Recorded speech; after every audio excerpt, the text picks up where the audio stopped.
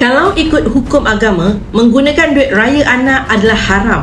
Jika terguna, perlu ganti semula.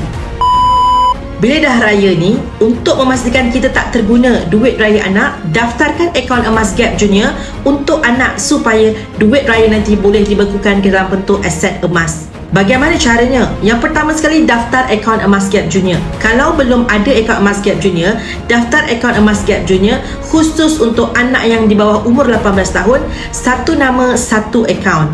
Totalkan keseluruhan duit raya anak dan asingkan jumlah yang ingin disimpan dalam bentuk emas dan tunai. Contohnya, kalau anak terima RM500, boleh pecahkan 50% dalam bentuk aset emas dan bakinya disimpan di dalam akaun SSPN. Ibu bapa juga boleh setkan auto debit untuk akaun emas Gap Junior anak di bawah umur 18 tahun dengan minima RM50 sebulan. Seronok bukan? Anak-anak kita juga dapat memiliki aset simpanan emas untuk dana pendidikan mereka di masa depan.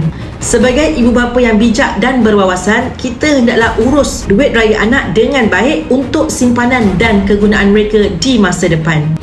Jom saya bantu, klik link di bio Safia Sophian untuk daftar akaun emas Gap Junior untuk anak-anak anda.